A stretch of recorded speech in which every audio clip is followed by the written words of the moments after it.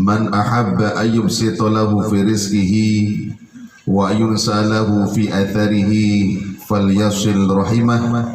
Sadaqallahul azim wa sadaqa rasulul karim wa nahnu ala dhalika minasy syahidin. Hadratul afadil jami'al ulama wal asatidah yang kami hormati, sahabat kami Ustadz Fahmi, yang kami hormati Bapak Ketua RT dan seluruh Bapak Ibu saudara sekalian kaum muslimin muslimat rahimakumullah. Puji syukur kita sanjungkan kehadirat Allah atas nikmat yang ditucurkan ke hadapan kita semua. Salawat beriring salam semoga senantiasa tercurah limpahkan keharibaan pembawa berita Islam, junjungan agung baginda Rasulullah Muhammad sallallahu alaihi wasallam, para keluarga, para sahabat serta para pengikutnya hingga di akhir zaman. Hadirin kaum muslimin muslimat rahimakumullah. Suatu ketika malaikat Jibril alaihi salam mendatangi baginda Rasulullah Muhammad sallallahu alaihi wasallam, di mana malaikat Jibril menyampaikan wasiat kepada Rasulullah Muhammad sallallahu alaihi wasallam tentang bagaimana kita mestinya menjalani hidup dan kehidupan. Meskipun wasiat ini tertuju untuk Rasulullah, karena Rasulullah adalah nabi panutan kita, wasiat itu tentu juga berlaku untuk kita semua. Apa wasiat yang disampaikan oleh malaikat Jibril kepada Rasulullah Muhammad sallallahu alaihi wasallam itu? Yang pertama, kata malaikat Jibril, ish ma syi'ta fa innaka mayyitun. Hiduplah engkau sesuka hati, tapi perlu kau ingat sesungguhnya engkau ini pasti akan mati. Oleh sebab itu dalam Islam kita diberikan kebebasan mau hidup seperti apa saja. Bahkan Quran menyatakan faman syaa falyu'min wa man syaa falyakfur. Siapa orang yang mau beriman silahkan beriman, siapa orang yang mau kafir silahkan kafir. Tapi yang perlu kita sadari bahwa kita hidup bukan hanya di dunia, tapi setelah kita hidup di dunia ada yang namanya kematian. Allah menjanjikan siapa orang yang beriman beramal soleh, dia akan bahagia surga tempatnya. Tapi siapa orang yang kufur bermaksiat kepada Allah, maka akan menderita neraka tempatnya. Apalagi kita semua ini adalah umat Rasulullah Muhammad sallallahu alaihi wasallam, di mana usia kita tidaklah terlalu panjang dibandingkan usia umat-umat sebelum kita. Para ahli sejarah mencatat kalau Nabi Adam alaihi salam usianya kurang lebih sekitar 1000 tahun. Nabi Nuh alaihi salam usianya kurang lebih 950 tahun. Nabi Ibrahim alaihi salam usianya kurang lebih sekitar 200 tahun. Sementara Rasulullah Muhammad sallallahu alaihi wasallam diberikan hidup oleh Allah di alam dunia ini hanya 63 tahun. Kita umatnya berapa usia kita?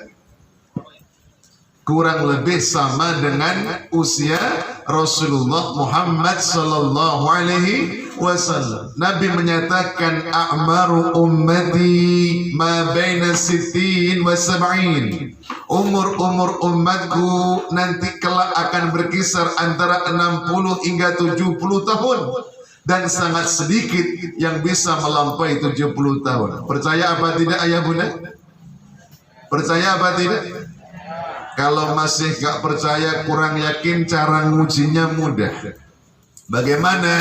Tanya tukang gali kubur, tanya sama yang ngurus fardu kifayah, tanya sama sopir mobil jenazah, Tanyakan kepada mereka berapa paling banyak orang usianya yang diurus oleh mereka itu, maka insya Allah tidak meleset apa yang disampaikan oleh Rasulullah. Paling banyak maksimal usia antara 60 hingga 70 tahun.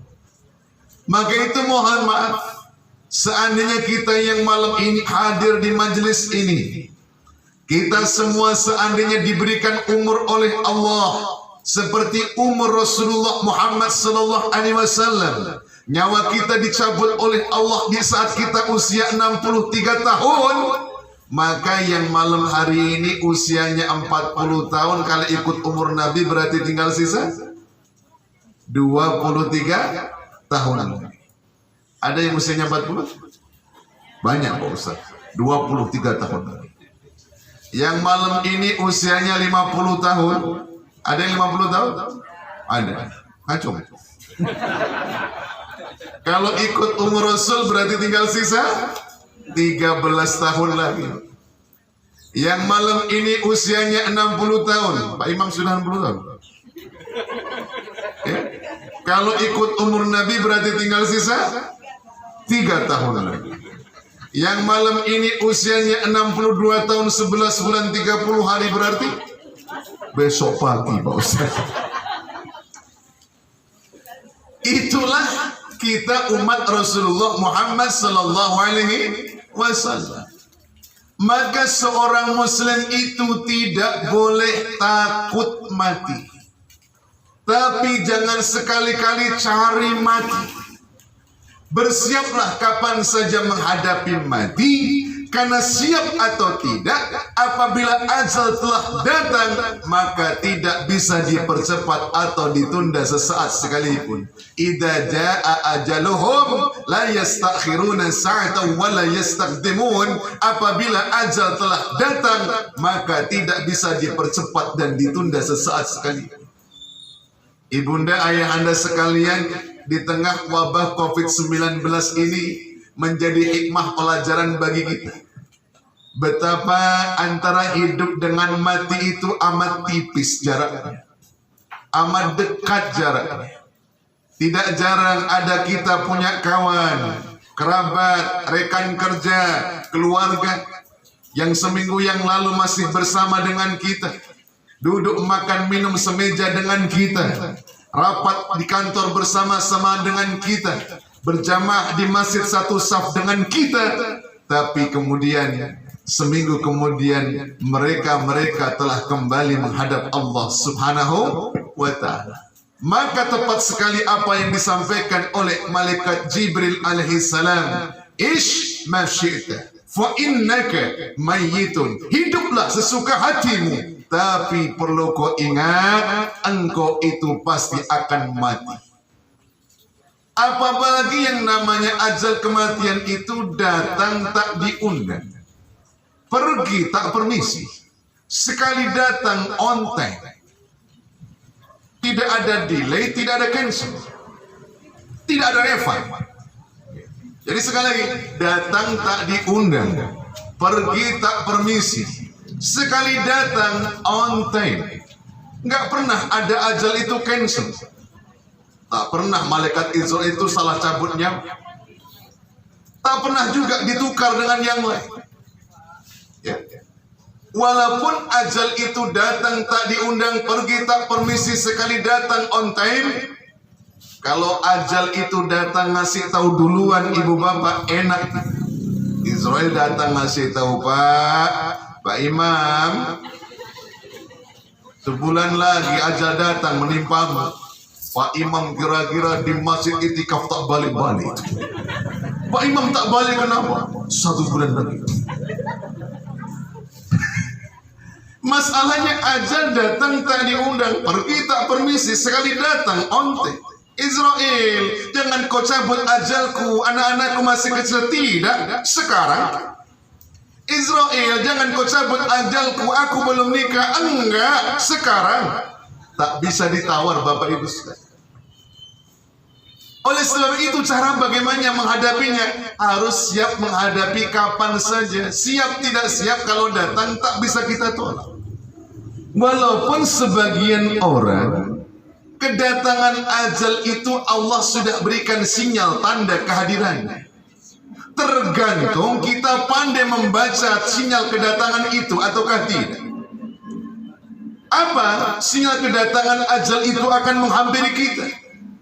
Kalau uban sudah mulai banyak bertabur, kalau gigi sudah semakin banyak yang gugur, pandangan mata pun sudah semakin kabur, pendengaran telinga sudah mulai lamur, kulit pun sudah semakin kendur, tulang belulang sudah semakin banyak yang mengapur, itu pertanda sudah semakin dekat dengan liang kubur. Perbanyaklah ibadah, syukur dan tafakur, jauhilah maksiat dan sifat takabur. Maka sebagian ulama fikih menyatakan makruh hukumnya mencabut uban yang ada di kepala kita. Ya, tidak haram tapi makruh. Kenapa makruh? Ya, jadi kalau dicabut makruh. Kalau disemir nggak apa-apa, asalkan semirnya jangan warna hitam. Warna biru Pak Ustaz, suka-suka. Pink, nggak suka-suka. Kenapa? Kok kalau dicabut menjadi makruh, kenapa? Sebab uban itu merupakan nurun min nurillah, cahaya di antara cahaya-cahaya Allah. Orang macam saya masuk usia 40 tahun, sudah mulai muncul uban satu helai. Seolah-olah Allah mengingatkan Luqman, ingat ajalmu sudah dekat. Sebulan kemudian muncul uban 3 helai, seolah peringatan bertambah, ingat Luqman, ajalmu sudah dekat, ajalmu sudah dekat, ajalmu sudah dekat. 10 bulan kemudian muncul 40 helai, makin peringatan makin tambah. Maka itu bahaya juga kalau orang sudah 60 tahun tak ada uban sama sekali, tak pulang-pulang dari Nagoya. Jamaah yang dirahmati Allah, inilah peringatan dari Allah. Lah, pertanyaannya bagaimana agar siap menghadapi ajal ini? Apa kemudian yang muda lalu bilang, Pak Ustadz, kami masih jauh, kami masih muda. Kelapa muda dikupas-kupasin, daunnya dibikin ketupat, masa muda dipuas-puasin, nantilah tua baru taubat. Apa begitu? Oh tidak, Bapak Ibu sekalian. Kenapa? Karena ajal manusia dikaitkan umurnya, dijelaskan oleh para ulama al-hikmah, itu ibarat seperti pohon kelapa menjatuhkan buah. Pohon kelapa beda dengan pohon pisang. Pohon pisang mati nunggu buahnya masak duluan baru dia mati. Tapi pohon kelapa tidak. Ada yang masih berbentuk serbuk bunga, berguguran jatuh. Ada buah kelapa yang sudah sebesar genggam tangan saya, jatuh. Ada yang sudah berbentuk kelapa muda. Kelapa muda itu bahasa Inggrisnya the god, jatuh. Tapi ada yang sampai bertunas di atas pohon kelapa, ditungguin sama yang punya pohon gak jatuh-jatuh juga. Manusia juga begitu. Ada orang yang masih di rahim ibunya, belum sempat terdengar tangisnya, sudah meninggal di dalam rahim. Ada yang baru keluar, terdengar tangisnya ditimang-timang ayah bundanya, ternyata sudah dijemput oleh malaikat maut. Ada yang masih bayi balita, dibanggakan kedua orang tuanya, ternyata sudah menghadapi kematian. Ada yang masih pelajar mahasiswa, ternyata harus berhadapan dengan malaikat Israfil. Ada yang pengantin baru sedang asyik-asyiknya berbulan madu, lewat jalan tol tabrakan, istrinya mati, suaminya hidup sampai sekarang. Kok Saiful Jamil pokoknya adalah ya. Kok saya sebut. Tapi ada orang yang usianya lebih 100 tahun, ditungguin ahli warisnya nggak mati-mati juga. Pak Ustadz kasar betul ngomong. Bukan saya. Tapi inilah ajal Allah dikaitkan dengan umur manusia. Sampai ahli warisnya berpikir, kalau macam ini kapan warisan dibagi? Jemaah yang dirahmati Allah. Oleh sebab itu, kembali yang tadi, seorang muslim tidak boleh takut mati. Tapi jangan sekali-kali mencari mati. Bersiaplah kapan saja menghadapi mati. Siap tidak siap, ajal apabila datang kita tidak bisa tunda sesaat sekalipun. Bagaimana biar kita selalu siap menghadapi kematian? Maka tidak ada jawabannya yang terbaik kecuali ikuti aturan Allah. Fatazawwadu fa inna khairaz zadi taqwa. Berbekalah kalian, sebaik-baik bekal adalah ketakwaan. Apa itu ketakwaan? Imtithalu awamirillah wa ijtinabun nawahi. Melaksanakan apapun yang diperintahkan oleh Allah dan menjauhi segala apa yang dilarang oleh Allah Subhanahu wa ta'ala. Inilah wasiat pertama yang disampaikan oleh malaikat Jibril alaihi salam kepada Rasulullah Muhammad sallallahu alaihi wasallam. Ish ma syi'ta fa innaka mayyitun. Hiduplah engkau sesuka hatimu, tapi perlu kau ingat engkau pasti bakal mati. You understand? Yes. Satu.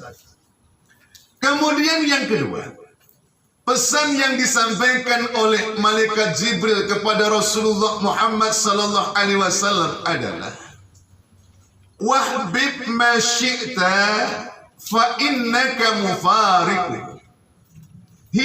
Hiduplah cintai segala sesuatu sesuka hatimu, tapi perlu kau ingat, engkau pasti akan saling berpisah dengannya. Sekali lagi, cintailah segala sesuatu sesuka hatimu, tapi perlu kau ingat, engkau pasti akan saling berpisah dengannya.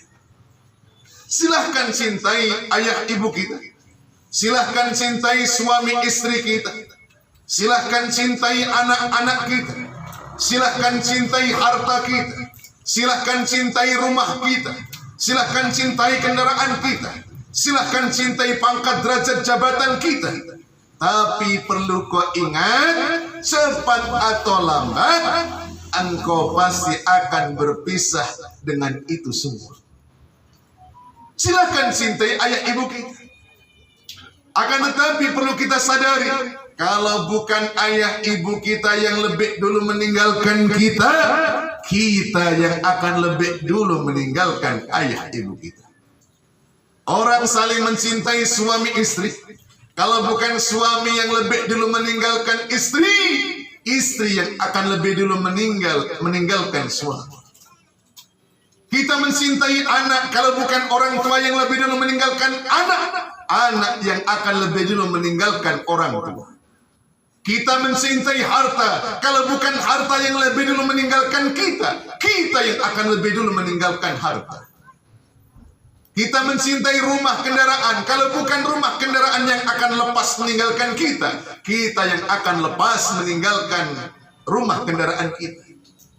Begitu juga kita mencintai jabatan, pangkat, derajat, kedudukan.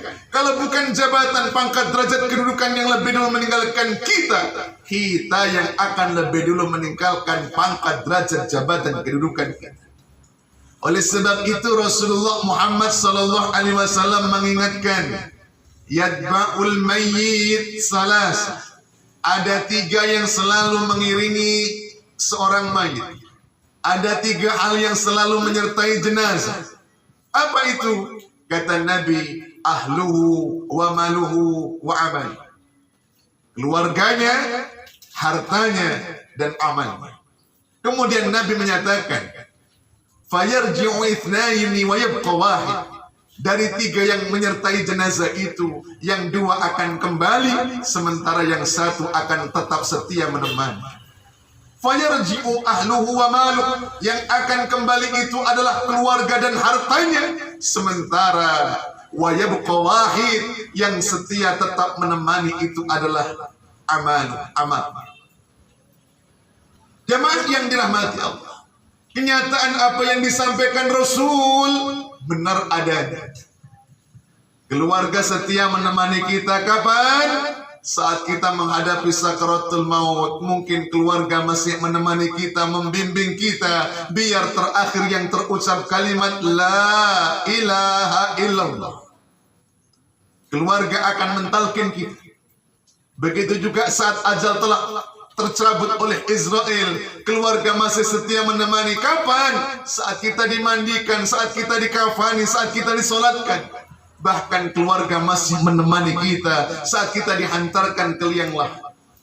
Tapi begitu jenazah kita dimasukkan ke liang lahat, ditutup dengan papan, diuruk dengan tanah, maka mulai saat itulah pelan namun pasti keluarga kita berangsur-angsur meninggalkan kita, sendirianlah kita di situ. Mana yang katanya suami sehidup semati, mana yang kawan dekat katanya soulmate, mana yang katanya teman setia rekan kerja, semuanya pelan namun pasti akan meninggalkan kita. Kita dibiarkan sendirian di situ. Bahkan kawan yang paling dekat justru kadang-kadang paling kuat menginjak-injak tanah kuburnya. Dari bawah, oh engkau katanya soulmate paling kuat menginjak tanah kubur.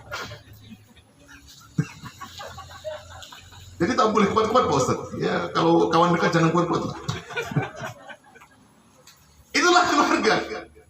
Yang suami istri sehidup semati mana? Dulu katanya kucing kurus mandi di papan si kayu jati. Badanku kurus bukanlah kurang makan, tapi mikirkan di kau sejantung hati. Kalau adik pergi ke hulu, tolong petikkan bunga kamboja. Kalau adik mati dahulu, nantikan abang di pintu surga. Tapi begitu meninggal tak ada cerita suami menemani istri. Begitu suami meninggal tak ada istri yang setia akan menemani di kuburnya. Pelan namun pasti mereka meninggalkan kita. Bahkan hari demi hari sudah mulai menghapus nomor kontak person kita. Mulai dihapus Facebooknya. Kenapa? Sudah mati. Mulai dihilangkan WhatsAppnya. Kenapa? Telah kembali ke rahmatullah. Mulai dihilangkan Instagramnya. Kenapa? Dia sudah tidak ada di alam semesta. Siapa? Keluarga. Yang kedua kata Nabi, yang setia menemani kita apa? Harta kita. Harta kita menemani kita saat kita sedang sakit menghadapi sakaratul maut. Harta masih berfungsi untuk membayar biaya-biaya pengobatan saat kita sakit kritis menghadapi sakaratul maut. Bahkan seandainya ajal telah tiba, harta masih bermanfaat untuk saat kita dimandikan. Mungkin airnya diambilkan dari pembelian uang kita. Mungkin sabunnya dibeli dari harta kita. Begitu juga saat dikafani, mungkin kain kafannya dibeli menggunakan tabungan kita. Parfum yang digunakan untuk mengiringi mengoles jenazah mungkin diambilkan dari uang simpanan kita. Begitu juga saat kita dibawa ke masjid untuk disolatkan, bahkan diantarkan ke liang kubur, mungkin masih bermanfaat harta kita. Orang diantarkan menggunakan mobil kesayangannya. Tapi yang saya tahu tidak pernah ada cerita sehebat apapun, semahal apapun mobil yang dimiliki, ketika mati diantar ke liang kubur menggunakan mobil kesayangannya. Yang ada mobil umum. Apa namanya? Ambulans. Padahal punya Ferrari. Ferrarinya nggak bisa ngikut ke kuburan. Kenapa? Ini orang mati. Harta. Bahkan ketika kita sudah dimasukkan ke liang kubur, ditutup dengan papan, diuruk dengan tanah, seketika harta yang kita miliki berubah. Rumah yang bertingkat, uang banyak yang berlipat-lipat, kendaraan mewah mengkilat, perusahaan yang ada di berbagai macam tempat, bisnis berkembang pesat, istri cantik memikat, jumlahnya sampai 4. Berangsur-angsur tidak lagi menjadi milik kita, tapi sudah berubah menjadi milik ahli waris kita. Berapa tahun dia bekerja di BUMN? 50 tahun Pak Ustaz. Masya Allah. Tapi begitu meninggal, hartanya sudah berpindah tangan. Ke siapa? Ke ahli warisnya. Siapa ahli warisnya? Ya kalau ada istri dan anak, istri dan anak. Kalau tak punya anak, ke istri. Nasib sial kalau mati masih muda, istrinya masih cantik. Begitu selesai masa iddah, dapat warisan banyak dari suaminya.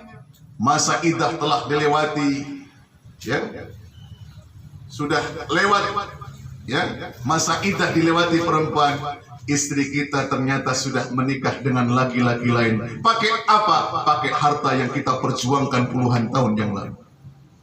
Inilah harta. Yang setia menemani siapa lalu? Ternyata yang setia menemani, kata Rasulullah, adalah amal kita. Amal menemani saat kita menghadapi sakaratul maut. Kita husnul khatimah atau su'ul khatimah, tergantung amal kita. Begitu juga saat kita dimandikan, dikafani, disolatkan. Orang-orang yang beramal saleh, mudah, ringan kaum muslimin mengurusnya. Begitu juga saat kita diantarkan ke liang lahat, walaupun sudah diuruk dengan tanah, dipasang batu nisan di atasnya, ketika keluarga semua sudah pulang, sendirian kita di sana, amal setia menemani kita siang dan malam, pagi sore, amal menemani kita. Kapan? Selama kita dalam alam kubur pun amal setia menemani kita. Bahkan ketika datar mungkar nakir bertanya, man rabbuka wa man nabiyyuka, dan seterusnya, maka amalah yang akan menjadi pembela bagaimana bisa menjawab dengan tepat pertanyaan mungkar nakir itu. Bahkan ketika datang kiamat kubur, hancur alam semesta dengan tiupan sangsakala malaikat Israfil yang pertama, lalu disusul tidak lama kemudian datang tiupan sangsakala yang kedua, dibangkitkan manusia. Yauma idzi yasdurun nasu ashtatan liyuraw a'malahum. Pada hari ini manusia bangkit dari kuburnya untuk melihat amalnya. Maka manusia sangat bergantung bagaimana saat dibangkitkan itu, penentunya adalah amal. Begitu juga saat digiring ke padang mahsyar, di saat tidak ada naungan kecuali naungan Allah, manusia akan menghadapi kepanasan yang luar biasa. Bahkan diriwayatkan dalam hadis Bukhari, saking panasnya ada orang yang sampai tenggelam dengan keringatnya hingga sampai ke telinganya. Maka Nabi kita Muhammad sallallahu alaihi wasallam menginformasikan ada 7 kelompok golongan yang dapat naungan di saat tidak ada naungan kecuali naungan Allah. 7 kelompok golongan itu sekali lagi bergantung pada amalnya pada saat dia hidup di dunia ini. Begitu juga nanti saat ditimbang, dihitung amal kita, surga ataukah neraka akhir hayat kita. Allah punya hukum. Thaqulat mawazinuhu fahuwa fi 'ishatir radiyah. Siapa orang yang berat timbangan amal kebaikannya, maka dia akan hidup dalam keadaan bahagia. Wa amma man khaffat mawazinuhu fa ummuhu hawiyah wa ma adraka ma hiya narun hamiyah. Siapa orang yang ringan timbangan amal kebaikannya, maka tempat kembalinya adalah hawiyah. Tahukah engkau apakah hawiyah itu? Narun hamiyah, neraka yang amat panas. Maka sekali lagi, ternyata yang setia menemani kita adalah amal kita. Jamaah yang dirahmati Allah, memang dalam akidah Ahlussunnah wal Jamaah kita diajarkan orang itu masuk surga bukan semata-mata karena amal. Lalu karena apa? Orang masuk surga itu karena rahmat anugerah dari Allah Subhanahu wa ta'ala. Namun demikian, anugerah Allah itu diberikan pada manusia, referensinya adalah amal kita. Harus kita pahamkan begitu. Kenapa Pak Ustadz? Manusia itu nggak boleh dikatakan masuk surga semata-mata amal. Pertimbangannya satu, manusia itu bisa beramal karena diberikan hidayah oleh Allah. Kalau nggak dapat hidayah, orang nggak akan pernah bisa berbuat amal. Berarti kalau demikian manusia bisa beramal saja itu pemberian Allah. Kalau nggak Allah kasih kesempatan beramal, nggak bisa beramal juga. Oh, kalau begitu amal saja itu bukan usaha manusia sendiri, tapi Allah yang menolong. Alasan kedua, manusia beramal dunia itu berapa tahun sih? Kalau orang meninggal usia 60 tahun misalnya, manusia dihitung amal sejak akil balik. Taruh usia 10 tahun. Berarti kalau begitu akil balik 10 tahun, dia meninggal usia 60 tahun, beramal ibadahnya berapa? 50 tahun. Kalau masuk surga itu semata-mata amal, maka karena engkau dulu amalnya 50 tahun, maka masuk surga cukup 50 tahun. Habis 50 tahun neraka. Tapi nyatanya kan nggak begitu. Masuk surga itu khalidina fiha, kekal di dalamnya. Berarti Allah memberikan surga bukan karena amal. Kalau karena amal berarti surga hanya seusia umur kita. Ya, engkau dulu amal kan 50 tahun. Maka sekarang di surga ya 50 tahun. Itu menunjukkan bahwa Allah ternyata nggak begitu. 50 tahun beramal, surganya kekal. Ya, jadi sekali lagi, masuk surga itu bukan semata-mata karena amal, tapi karena anugerah Allah. Cuma anugerah Allah itu referensinya dengan melihat amal kita. Kemudian yang terakhir, apa wasiat malaikat Jibril kepada Rasulullah Muhammad sallallahu alaihi wasallam? Apa? Ya, wa'mal ma syi'ta fa innaka majziyun bi. Beramallah, berbuatlah sesuka hatimu, tapi perlu kau ingat engkau akan diberikan balasan. Faman ya'mal misqala darratin khairan yarah wa man ya'mal misqala darratin syarran yarah. Barang siapa yang melakukan amal kebaikan sebesar zarah. Zarah itu diartikan dalam tafsir kontemporer sebesar partikel atom. Ya, satuan paling kecil benda itu. Seandainya kita beramal sekecil zarah, kalau tafsir kuno sebesar biji sawi, pokoknya satuan yang paling kecil benda itu, maka kelak dia akan melihat balasan amal itu. Tapi sebaliknya, orang yang melakukan amal keburukan sebesar zarah sekalipun, dia juga kelak akan melihat balasan dari amal itu. Oleh sebab itu, karena kita beramal itu dibalas oleh Allah, maka berani berbuat, berani bertanggung jawab. Karena akibat ini semua, maka oleh sebab itu kita bersama-sama harus terus-menerus melakukan aneka ragam amal kebaikan, amal soleh, amal ibadah dalam hidup dan kehidupan kita. Apalagi ibunda, Islam itu agama yang mudah. Melakukan amal soleh itu bukan hal yang sulit, tergantung bagaimana ilmu kita. Sesungguhnya tidak ada alasan orang nggak bisa beramal baik, itu nggak ada alasan sesungguhnya. Karena kondisi apapun kita sesungguhnya tetap bisa beramal ibadah. Tergantung ilmu kita bagaimana cara beribadah kita. Kenapa? Karena amal itu luas. Dalam Islam yang pertama, ada amal yang disebut dengan amal ibadah qalbiyah. Ibadah yang cara melaksanakannya modalnya cukup di hati saja. Gak usah diucapkan, gak usah diperbuat dengan anggota tubuh, cukup di hati sudah bernilai ibadah di hadapan Allah. Apa? Amal yang modalnya cukup di hati itu apa contohnya? Ikhlas, sabar, tawakal, qanaah, baik sangka. Apalagi? Zikir secara khafi, zikir yang tidak terucap, orangnya duduk, ya, sambil nunggu yang lain datang, ya, ustadznya datang duluan, jamaahnya ditunggu, diam, tapi hatinya mengucapkan subhanallah, subhanallah, subhanallah, subhanallah. Gak ada di lisannya, hatinya yang bicara. Alhamdulillah, alhamdulillah, alhamdulillah, alhamdulillah, Allah akbar, Allah akbar, Allah akbar.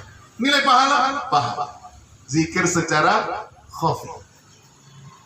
Ya. Ikhlas juga begitu. Ikhlas ini perkara hati, bukan perkara lisan. Maka hati-hati kalau ngomongin masalah ikhlas ini. Karena persoalan ikhlas itu kalau disebutkan bisa jadi malah tidak ikhlas. Bapak, ini sedikit ada rezeki dari Allah, saya berikan ini semua dengan penuh keikhlasan. Gak perlu, karena kalau diucapkan bisa jadi malah ingin kita, orang lain menganggap diri kita ikhlas. Ikhlas itu soal, udah kasihkan begitu saja. Yang penting niat kita tulus ikhlas. Ya. Ada yang kedua, namanya ibadah qauliyah. Ibadah yang modalnya dengan lisan kita. Nggak perlu bayar. Nggak perlu tenaga dengan organ tubuh yang lain. Cukup lisan. Apa? Ibadah yang modalnya dengan lisan. Membaca Al-Quran. Ibadah yang modalnya cukup lisan. Apalagi zikir.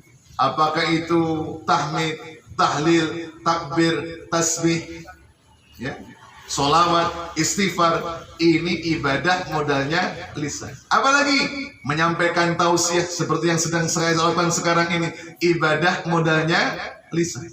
Apalagi mengajarkan ilmu, ibadah modalnya lisan. Apalagi memberikan nasihat orang yang memang butuh nasihat, ini ibadah modalnya lisan. Maka jadi ketua RT jangan disangka itu bukan ibadah. Ibadah. Ada tangga berantem. Urusan apa? Urusan batas rumah. Pak RT nasihati, saudara-saudara saya ketua RT. Masalah saudara, wah, jangan dianggap ini perkara dunia. Ini ibadah. Modalnya apa? Lisan. Maka Pak RT semakin banyak masalah warga, semakin banyak ibadah. Kita doakan banyak masalah. Ya, karena semakin banyak nasihat, ladang amal. Ya, itulah Pak Ustadz jadi RT. Nampaknya gagah, gaji tak jelas. Tapi tugasnya banyak. Mulai urusan anak tetangga berantem, suami istri berantem, semacam-macam. Ya, benteng bocor. Jamaah yang dirahmati Allah, jangan dianggap itu bukan nasihat. Ibu ada orang sedang curhat, ibu kasih nasihat. Tulus, ya, nasihat itu dipakai menyelesaikan masalah, itu bernilai ibadah. Modalnya apa? Lisan. Ya, gak perlu pakai duit. Yang ketiga adalah ibadah badannya, ibadah yang modalnya fisik badan kita. Seperti apa? Sholat, puasa, apalagi haji, umroh, ya, apalagi ya, mengurus masjid. Ini adalah ibadah yang modalnya adalah ibadah badannya. Ada yang keempat namanya ibadah maliyah, ibadah yang modalnya adalah harta kita. Seperti apa? Zakat, infak, sedekah, wakaf, kurban, akikah. Ibadah-ibadah ini walaupun orangnya sedang sakit tetap bisa beribadah. Saya sakit Pak Ustadz, nggak bisa ibadah lagi. Ingat, dalam Islam ada ibadah yang sah walaupun badan kita sedang merikuk sakit, nggak bisa bergerak sekalipun. Apa? Mak sudah sakit, nah, nggak bisa ngapa-ngapain lagi. Tapi ada tabungan kita di simpanan itu, 5 juta berikan ke masjid. Sah apa tidak amalnya? Sah apa tidak? Sah. Inilah luasnya ibadah dalam Islam. Jadi jangan disangka ibadah itu melulu harus yang nampak di masjid, itu tidak. Kebaikan-kebaikan yang niatnya untuk khidmah kepada agama Islam ini termasuk ibadah. Seperti malam hari ini. Jangan disangka yang nyiapkan kursi, yang bikinkan teh herbal, sedap sekali teh. Kemudian yang nyiapkan tenda, yang nyiapkan apa ini? Siaran langsung. Walaupun HP-nya jatuh tadi. Nanti di surga jadi saksi. HP saya demi untuk menyiarkan pengajian jatuh ya Allah. Beri penggantinya di surga. Semuanya yang berkontribusi, yang menata kursinya, ibu yang menyiapkan konsumsinya, semuanya ada nilai ibadah di hadapan Allah Subhanahu wa Ta'ala. Maka ayo, apa yang ditugas oleh RT kita terus kita jalankan dengan istiqomah. Ya, mudah-mudahan terus ya, sebulan sekali kita berkumpul bersilaturahmi menuntut ilmu. Ini semua kita lakukan sekali lagi. Kenapa? Karena itu tadi. Ish masyikta fa innaka mayyitun. Hiduplah sesuka hatimu, tapi perlu keingat engkau pasti bakal mati. Wahbib masyikta fa innaka mufariqun. Cintailah segala sesuatu sesuka hatimu, tapi perlu keingat engkau pasti akan berpisah dengannya. Wa'mal ma syi'ta fa innaka majziyun. Berbuatlah sesuka hatimu, tapi perlu kau ingat engkau akan diberikan balasan. Oleh sebab itu, dengan prinsip ini semua, maka hidup kita, nafas kita, ucapan kita, langkah kita, ya, tekad kita, niat kita, semuanya harus kita niatkan dalam kerangka ibadah kehadapan Allah Subhanahu wa Ta'ala, karena memang Allah menegaskan, wa ma khalaqtul jinna wal insa illa liya'budun, dan tidak aku ciptakan jin dan manusia kecuali agar ia beribadah kepada aku. Maka segala aktivitas kita sebisa mungkin kita niatkan ibadah, beramal saleh di hadapan Allah Subhanahu wa Ta'ala. Demikian yang bisa kita kupas pada kesempatan malam hari ini. Mudah-mudahan sekelumit tausiah ini bermanfaat untuk kita semua. Terima kasih atas segala perhatian. Mohon maaf atas segala kekhilafan. Kalau pepaya sudah dibelah, tibalah saatnya untuk dimakan. Kalau ada kata-kata yang salah, sudilah kiranya untuk dimaafkan. Kalau pedang melukai tubuh, ada harapan untuk sembuh. Kalau kata-kata melukai hati, kemana obat tidak dicari, kecuali permintaan maaf dari saya, Luqman Rifai. Sampai bertemu dalam frekuensi dan gelombang yang sama. Wallahul muwaffiq ila aqwamit thariq. Ihdinas siratal mustaqim. Assalamualaikum warahmatullahi wabarakatuh. Waalaikumsalam warahmatullahi wabarakatuh. Alhamdulillah, terima kasih kami sampaikan kepada Kiai Haji Luqman Rifai. Semoga tausiah tadi dapat mempertebal iman kita dan mendorong kita untuk tekun dan lebih rajin beribadah, mendekatkan diri kepada Allah dan menjauhi segala larangan Allah dalam kehidupan kita sehari-hari. Mungkin ada yang mau ditanyakan kepada Pak Kiai selagi ada kesempatan. Bapak-bapak, mungkin ibu-ibu ada yang mau ditanyakan. Pak Kiai berkenan. Silakan.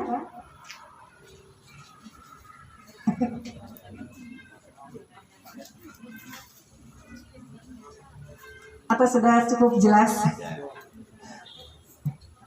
Baiklah, Bapak Ibu sekalian, alhamdulillah acara ini akan ditutup dengan doa. Lebat kemiri pohonnya rendah, dalam terikat tali perkasa. 10 jari kami menadah, mohon berkatnya yang maha kuasa. Untuk doa kami persilahkan kembali kepada Bapak Kiai untuk memimpin doa. Al-Fatihah. A'udzu billahi minasyaitonir rajim. Bismillahirrahmanirrahim. Alhamdulillah. Ar-Rahmanir Rahim. Maliki yaumiddin. Iyyaka na'budu wa iyyaka nasta'in. Shiratal ladzina an'amta 'alaihim ghairil maghdubi. Bismillahirrahmanirrahim. Alhamdulillahi rabbil alamin. Hamdan syakirin, hamdan hamidin. Hamdan na'imin, hamdan yuwafi ni'amahu wa yukafi'u mazidah. Ya Rabbana lakal hamdu kama yanbaghi li jalalika wajhikal karim 'azimi sultanik. Allahumma salli wa sallim ala sayyidina Muhammadin khatamin nabiyyin wa ala alihi wa sahbihi wa barik wa sallim ajma'in. Allahumma la tata'alana fi majlisina hadha dhanban illa ghafartah wa la 'aiban illa satartah wa la hamman illa farajtah wa la maridan illa shafaitah wa la daynan illa qadaitah wa la hajatan hiya la qarida illa qadaitaha ya arhamar rahimin. Allahumma ahnina bihalalika haramik wa bi ta'atika ma'siyatik wa bi fadlika amman siwak ya wasi'al maghfirah ya arhamar rahimin. Rabbana zalamna anfusana wa illam taghfir lana wa tarhamna lanakunanna minal khasirin. Ya Allah, ya Rabb, ya Tuhan kami duduk bersimpuh ya Allah dalam majlis ilmu ya Allah, majlis yang dijanjikan Rasul mau Engkau turunkan ribuan malaikat mendoakan kami di tempat ini ya Allah. Maka jadikanlah kami semua yang hadir ya Allah, yang sedang sedih berikanlah kesenangan, yang bingung berikanlah kebahagiaan, yang menghadapi masalah berikanlah jalan keluar, yang sedang sakit berikanlah kesembuhan, yang ditimpa musibah berikanlah kesabaran dan ketabahan, yang bermusuhan akurkan dan persatukan, yang kekurangan berikanlah kecukupan, yang lemah berikanlah kekuatan, yang sekarang sedang tertutup hatinya ya Allah, bukakan hatinya dengan hidayahnya sehingga mampu melaksanakan apa yang Kau perintah dan menjauhkan diri dari apa yang Kau larang. Ya Allah, ampunkan dosa kami, maafkan kesalahan kami, tutuplah aib-aib kami. Sebanyak apapun dosa yang Engkau yang bisa menghapuskannya ya Allah. Ya Allah, ampunkan dosa kami, dosa kedua orang tua kami, dosa para guru kami, dosa ayah ibu kami, dosa keluarga kami. Ya Allah, hanya Engkau yang bisa menghapuskan dosa-dosa kami. Rabbana atina fid dunya hasanah wa fil akhirati hasanah wa qina adzabannar wa qina jannata ma'al abrar ya aziz ya ghaffar ya rabbal alamin. Ya Allah, masukkan kami ke dalam surga dengan ridha-Mu, jauhkan kami dari siksa api neraka dan murka-Mu. Tunjukilah kami ke jalan-Mu yang lurus, jalan orang yang Kau beri nikmat, bukan jalan orang yang Kau benci dan orang yang sesat. Rabbana atina fid dunya hasanah wa fil akhirati hasanah wa qina adzabannar. Subhana rabbika rabbil izzati amma yasifun. Assalamun alal mursalin walhamdulillahi rabbil alamin. Taqabbalallahu minkum.